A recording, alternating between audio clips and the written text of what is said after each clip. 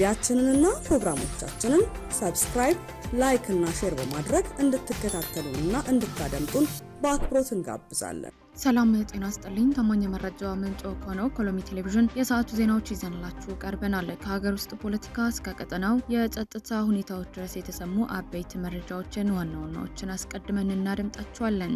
ሎሚ የነገ ብሩህ ተስፋ ጽኑ መሰረት። የብልጽግናን ስርዓት መታገል የትግራይ ብቻ ሳይሆን የኢትዮጵያ የምስራቅ አፍሪካን ፖለቲካዊ ገጽታ ይለውጣል ሲሉ ዶክተር አብርሃም ሀጎስ ገለጹ። በኤልኒኖ ምክንያት በተከሰተ የበረዶ አደጋ በትግራይ ክልል የታዳጊ ህይወት አለፈ። ከ10 ሺህ በላይ ሰዎችም ተፈናቀሉ። ሁቲዎች ከሳውዲ ጋር የተገናኙ መርከቦች ላይ የሚሰነዝሩት ጥቃት ማጠናከራቸው ተከትሎ በቀይ ባህር ላይ የመርከቦች እንቅስቃሴ በእጅጉ ቀነሰም። ለአሁን ያዝናቸው አርዕስተ ዜናዎቹ በከፊሉ እነዚሁ ነበሩ። አሁን ደግሞ የክስተቶቹን ዝርዝር መረጃ ምክንያቶችና ተያያዥ ትንታኔዎችን ሰፋ አድርገን ወደምናይበት ወደ ዝርዝር ዜናዎቻችን እንሻገራለን። አብራችሁን ቆዩ። የብልጽግናን ስርዓት መታገል የትግራይን ብቻ ሳይሆን የኢትዮጵያንና የምስራቅ አፍሪካን ፖለቲካዊ ገጽታ ይለውጣል ሲሉ ዶክተር አብርሃም ሀጎስ ገለጹ። የብልጽግናን ስርዓት መታገል የትግራይን ህልውና ጥያቄ ከመመለስ ባለፈ የኢትዮጵያንና የምስራቅ አፍሪካን አጠቃላይ የፖለቲካና የደህንነት ሁኔታ የሚቀይር አዲስ እድል ይፈጥራል ሲሉ የትግራይ ክልል ኮሚኒኬሽን ጉዳዮች ቢሮ ኃላፊ ዶክተር አብርሃም ሀጎስ አስታወቁም። ዶክተር አብርሃም እንደገለጹት በትግራይ ህዝብና በክልሉ ሉዓላዊነት ላይ የሚያጋጥም ማንኛውም አደጋ ህዝቡ በጽናት ይመክታል። የብልጽግና ስርዓት የሚከተለው ፖለቲካ በሌሎች የኢትዮጵያ ክልሎችና በጎረቤት ሀገራት ላይም የህልውና ስጋት መደቀኑን የጠቆሙት ኃላፊው በቀጥታ የትግራይን ግዛታዊ አንድነት በማረጋገጥ የክልሉን የኢትዮጵያና የቀጠና ሁኔታ ወደ ተሻለ ደረጃ ለማሸጋገር በትግል ይሰራል ብለዋል። ከትግራይ በኩል የሚደመጡት ይህንን የመሰሉ ጠንካራ የፖለቲካ መገለጫዎችና የትግል ጥሪዎች ከሌሎች የሀገሪቱ ክልሎች የፖለቲካ እንቅስቃሴዎችና ከቀጠናው የምስራቅ አፍሪካ ዲፕሎማሲያዊ ጥረቶች ጋር ተዳምረው በኢትዮጵያ ወደፊት ሀገራዊ ሰላምና ህገ መንግስታዊ ስርዓት ላይ የሚያሰጋ ሆኗል። ፌዴራል መንግስት የፕሪቶሪያ ውል አፍርሷል በማለት ህወሓት በተደጋጋሚ ቅሬታ ቢያቀርብም የፌዴራል መንግስት በበኩሉ ሙሉ የትጥቅ መሳሪያዎችን በመደበቅና የጊዜ አስተዳደሩ በማፍረስ በህወሓት ላይ ክስ ሲያቀርብ ከርሟል። የህወሓት ጽህፈት ቤት ኃላፊ ወይዘሮ ፈትለወርቅ ገብረ እግዚአብሔር የብልጽግና መንግስት ለመጣል ብቻችን አይደለንም የሚያግዙን ብዙ ኃይሎች አሉን ቢሉም ጠቅላይ ሚኒስትር ዶክተር አብይ አህመድ ከአሁን በፊት በህዝብ ተወካዮች ምክር ቤት ቀርበው ህወሓት ሻዕቢያና ሱዳን ተዳምረው ፌዴራል መንግስት ለመጣል ቢጣመሩም በሚያመጡት ስርዓት ለውጥ አይኖርም ማለታቸው ይታወሳል። የዓለም አቀፍና የሀገር ውስጥ የአየር ንብረት ተቋማት ያሰሙትን የኤልኒኖ ቅድመ ማስጠንቀቂያ ተከትሎ በትግራይ ክልል በማዕከላዊ ዞን ቀይሕ ተክል ወረዳ በተከሰተ በረዶ የቀላቀለ ከባድ ዝናብ የአንድ የ12 ዓመት ታዳጊ ህይወት ማለፉንና ከ10 ሺህ በላይ ሰዎች ከመኖሪያቸው መፈናቀላቸው ተገለጸ። የወረዳው ምክትል አስተዳዳሪ የኢኮኖሚ ልማት ኃላፊ አቶ ሀብቶም ዘነበ እንደገለጹት አደጋው ያጋጠመው ወረዳው ለ46 ቀናት ያህል ምንም አይነት የክረምት ዝናብ ሳያገኝ በድርቅ ከተመታ በኋላ ይህንን ክስተት ኤልኒኖ የሚያስከትለውን የከፋ አየር ንብረት መዛባት የድርቅና የጎርፍ መጥለቅለቅ ስጋት በግልጽ ያሳየ ነው። ህይወቱ ያለፈው ታዳጊ ከብቶችን በመጠበቅ ላይ ያለ በረዶ የቀላቀለውን ዝናብ ተከትሎ በመጣ ጎርፍ ተወስዶ መሆኑን ተገልጿል። በአደጋው ምክንያት 2134 አባወራዎች ወይም 10556 ሰዎች ከመኖሪያቸው የተፈናቀሉ ሲሆን አብዛኞቹ ከቤተሰቦቻቸውና ከጎረቤቶቻቸው ጋር መጠለላቸውን እንዲሁም ሌሎች ጊዜያዊ ማቆያ ውስጥ እንደሚገኙም ተጠቅሷል። ኃይለኛ ዝናቡና በረዶው በወረዳው የሚገኙ 5 ቀበሌዎችና 7 ጎጦች ያጠናቀሰ ሲሆን አሁንም ድረስ በረዶው እንዳልቀለጠ ተመልክቷል። ፍየሎችና ከብቶችን ጨምሮ 201 እንስሳት የሞቱ ሲሆን 12 ቤቶች ደግሞ ሙሉ በሙሉ መፍረሳቸው 625 ቤቶች ላይ ደግሞ ጉዳት መድረሱን ተብራርቷል። በማደግ ላይ የነበረና የተዘራ 1059.5 ሄክታር የዝናብ አዝርዕት እንዲሁም 115.6 ሄክታር በመስኖ የለማ ሰብል ሙሉ በሙሉ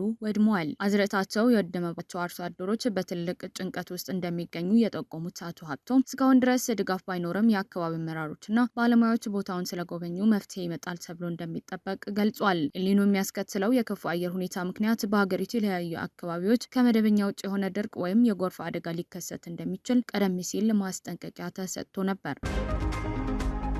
ኢሰመጉ በምስራቅ አርሲ ዞን ከ2014 ዓ.ም ጀምሮ በርካታ ግድያዎች፣ እገታዎችና የንብረት ውድመቶች ተፈጽሟል አለ።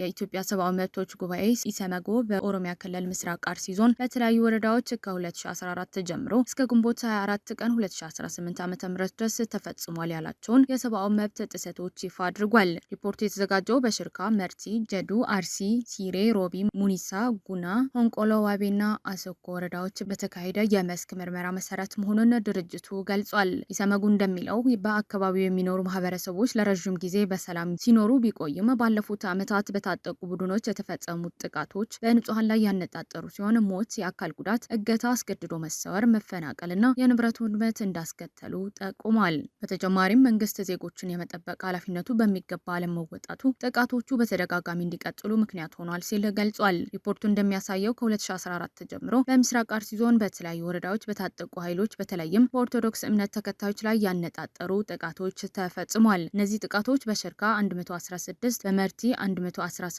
በጀዱ 101፣ በሮቤ 47፣ በጉና 26፣ በወንቆለዋቤ 20፣ በሙኒሳ 19፣ በአሰኮ 5 እና በአርሲ ሲሬ 3 ንጹሃን ዜጎች መገደላቸው ኢሰመጉ መመዝገቡን ገልጿል። በተጨማሪም 4 የመንግስት ሚኒሻ አካላት መሞታቸውም ጠቅሷል። በጉና ወረዳ ብቻ 26 ሰዎች መገደላቸው የገለጸው ሪፖርቱ በናኖ ጃዊ ቀበሌ በአንድ ቀን 16 ሰዎች መገደላቸውና ከነሱ 5 ሰዎች በአንድ ጉድጓድ መቀበራቸው ከቤተ ክህነት በተገኘ መረጃ ማረጋገጡን ገልጿል። ኢሰመጉ በምርመራው ወቅት ተጎጂዎችን፣ የሟቾችን ቤተሰቦችን፣ የአይን እማኞችን፣ የቤተ ክህነት ኃላፊዎችን በማነጋገርና የመስክ ምልከታ በማድረግ ማስረጃዎችን እንዳሰባሰበ ገልጿል። ኢሰመጉ ከኦሮሚያ ፖሊስ፣ ከክልሉ ኮሚኒኬሽን ቢሮና ከሌሎች ተቋማት ምላሽ ለማግኘት ደብዳቤ ቢልክም ሪፖርቱ እስከተጠናቀቀበት ጊዜ ድረስ ምላሽ አልተገኘም ብሏል። በመጨረሻም ኢሰመጉ የፌዴራልና የክልሉ መንግስታት የአካባቢ ሰላምና ደህንነት እንዲያረጋግጡ፣ የጥቃት ፈጻሚዎችን ለፍትህ እንዲያቀርቡ፣ ተጎጂዎችን ካሳና ፍትህ እንዲያገኙ እንዲሁም ተፈናቃዮች በደህንነት ወደ መኖሪያቸው እንዲመለሱ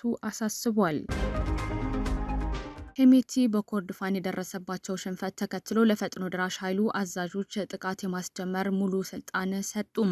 የሱዳን ፈጥኖ ድራሽ ኃይል አርኤስኤፍ አዛዥ መሐመድ ሀምዳን ደጋሎ ሄሜቲ በግንባር ላይ የሚገኙ አዛዦች ከማዕከላዊ እዝ ትዕዛዝ ሳይጠብቁ በራሳቸው ውሳኔ ጥቃት ማስጀመር የሚችሉበትን ሙሉ ፍቃድ መሰጠታቸው ሰኞ ዕለት አስታወቁም። የውሳኔ የተላለፈው ፈጥኖ ድራሽ ኃይሉ በሰሜን ኮርዶፋን ግዛት ከባድ ወታደራዊ ሽንፈቶችን ማስተናገዱን ተከትሎ ሲሆን ግዛቱ የሱዳን ሰራዊትና አጋሮቹ ቁልፍ ቦታዎችን በማስለቀቅ ክልሉን ከካርቱም ጋር የሚያያይዘው ስትራቴጂካዊ የውጭ ንግድና ዋና መንገድ መቆጣጠር ችለዋል።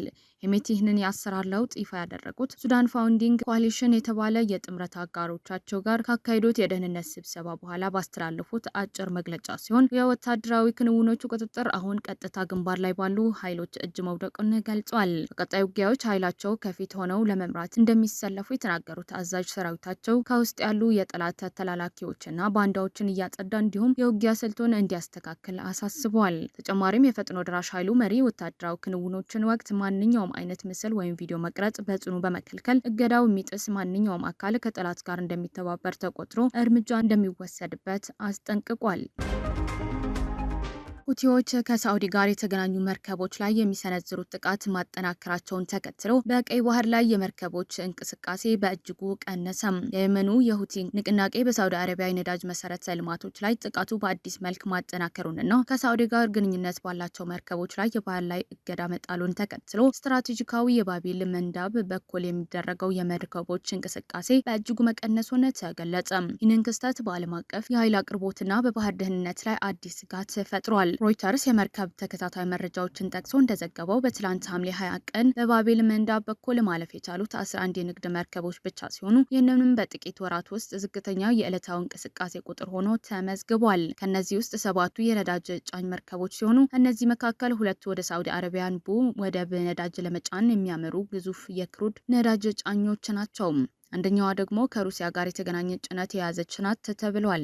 ቀሪዎቹ 4 መርከቦች ደግሞ የሳዑዲ ኤሚሬትስና የሩሲያ ነዳጅ ጭነው በዋነኝነት ወደ ቻይናና ፓኪስታን በመጓዝ ላይ የነበሩ ናቸው። ይህ እንቅስቃሴ መቀነስ የታየው ሁቲዎች በቅርብ ከሳዑዲ አረቢያ ጋር የተገናኙ መርከቦች ላይ የባህር ላይ እገዳ መጣላቸውን ካስታወቁና መርከቦች በሳዑዲ ወደቦች ላይ ጭነት እንዳይጭኑ ወይም እንዳያወርዱ ካስጠነቀቁ በኋላ ነው። ማስታወቂያው ከኢራን ጋር በተገናኘ በቀጠናው ከቀጠለው ውጥረት ጋር ተያይዞ የወጣ ሲሆን የመርከብ ኩባንያዎች የቀይ ባህር መስመር መስመሮችን እንደገና እንዲገመግሙ አስገድዷቸዋል። ሁቲዎች መግለጫውን ካወጡ በኋላ ወዲያውኑ በርካታ የነዳጅ መርከቦች በቀይ ባህርና በአደን ባህረ ሰላጤ ውስጥ መንገዳቸውን እንደቀየሩ ወይም ወደ ኋላ እንደተመለሱ ሮይተርስ ቀደም ሲል ዘግቦ ነበር። የሜሪን ትራፊክ የሎይደስ ሊስት ኢንተለጀንስ የፕላነር እና የኤልኤሲጂ መረጃዎች እንደሚያሳዩት በርካታ ወደ ሳዑዲ ያመሩ የነበሩ መርከቦች የደህንነት ስጋትን ለማስወገድ ሲሉ ወደ ስዊዝ ቦይ መዞራቸውን ወይም አቅጣጫቸውን መቀየራቸው አመላክቷል።